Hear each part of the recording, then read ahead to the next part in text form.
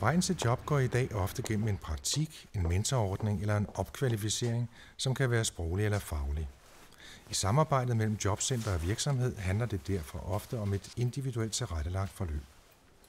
Tanja her er virksomhedskonsulent, og vi skal følge, hvordan hun booker et møde med en virksomhed for at få Fatima i praktik. Lad os se på, hvilke samtaleteknikker hun bruger for at få en aftale i hus. Det drejer sig om åbningsteknik til at skabe interesse, præsentation af den lediges ressourcer, indvendingsteknik, hvor hun forudser svar på indvendinger, og lukketeknik, hvor Tanja afslutter med at booke mødet. Først sætter Tanja sig ind i Fatimas CV, så hun kender hendes begrænsninger og styrker. Hun er 38 år, somalier, og skal som enlig mor kunne hente og bringe sine børn. Fatima står uden formel uddannelse, har ringe danskkundskaber og oplyser at have svag ryg. Det tæller sig positivt, at hun har lyst til at arbejde og er smilende og glad. Fatima har heller ingen synlige fysiske begrænsninger og har boet i Danmark i 8 år. Tanja forbereder en beskrivelse af Fatimas CV, som fremhæver det attraktive, men uden at oversælge hende. Tanja lister så Fatimas kompetencer og skånehensyn op i den rækkefølge, hun vil præsentere dem for virksomheden. Metoden giver de reelle oplysninger om Fatima, men præsenteres på en sådan måde, at kompetencerne dominerer. Tanja er forberedt nu, og inden opringningen opmærksom på at præsentere sig tydeligt, tale langsomt, have et smil på stemmen, lytte aktivt, træffe en beslutning og kunne vise begejstring.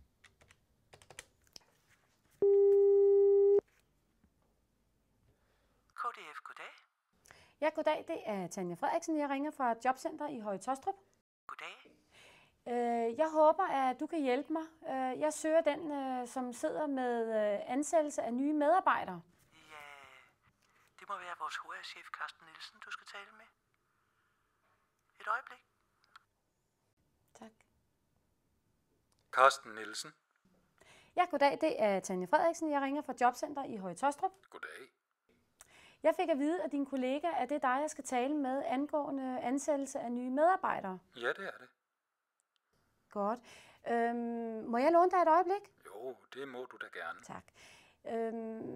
Grunden til, at jeg ringer til dig, det er, at jeg sidder her som virksomhedskonsulent i Jobcenter i Høje Taastrup.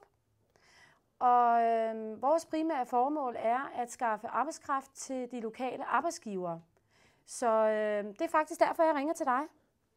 Helt konkret så har jeg en dame, som har et ønske om at komme ind for køkken- og kantineområdet. Aha. Og hun hedder Fatima, hun er 38 år, hun kommer fra Somalia og har faktisk boet i Danmark i 8 år. Ja, vel ja. Hun kunne rigtig godt tænke sig at komme ud og arbejde inden for køkken-kantineområdet. Men hun har ikke arbejdet inden for området før i Danmark. Og så er Fatima heller ikke så god til dansk, men det er en opgave, som vi løser herindefra. Men til gengæld er hun rigtig god til mennesker, og kunne rigtig godt tænke sig at komme i arbejde. Jo, det er fint nok, men vi har faktisk prøvet et lignende samarbejde før, og det var ingen succes. Vedkommende blev væk efter 2 dage, og der var ikke rigtig nogen hjælp at hente fra jobcentret. Så det har vi ikke voldsomt lyst til at prøve igen. Okay. Hvornår var det? Ja, det er nok 1,5 til 2 år siden, vil jeg tro. Men det er faktisk også derfor, at jeg ringer til jer nu. Det er sådan, at jeg er jeres kontaktperson, og det betyder, at hvis I får brug for hjælp under sådan et forløb, så henvender I jer bare til mig. Så undgår vi også det, som I har oplevet før. Jo, men hvad med alt det papirarbejde og alt det bøvl, der er i forbindelse med det? Det har vi simpelthen ikke tid til. Okay, men ved du hvad, det er meget mere enkelt i dag. Det er sådan, at Fatima vil starte i et praktikophold hos jer, hvor I kan se Fatima an. Og målet er jo selvfølgelig, at I skal ansætte hende. Men så har I så tiden, og kemien kan så vise, om det er det, I er interesseret i.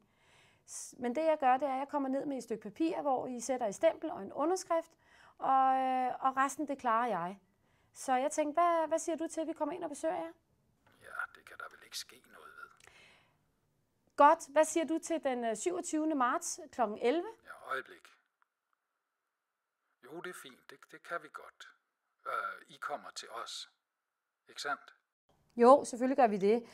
Jeg vil bare lige høre, ligger I stadig på Vandtårnsvej nummer 7 i Tostrup? Ja, Godt. Og navnet var Carsten Nielsen, og du er HR-chef? ja. Godt. Jamen, må jeg så bede om din e-mailadresse, fordi så gør jeg det, at jeg sender en bekræftelse på vores mødeaftale, og så sender jeg også samtidig Fatimas CV til dig. Jo, det kan du tro. Det er kdf, Ja, snabelag, ja, ja, kdf.dk. tak. Jamen, ved du hvad, det er bare altid. Så kommer Fatima og jeg den 27. marts kl. 11. Det er en aftale. Vi ses!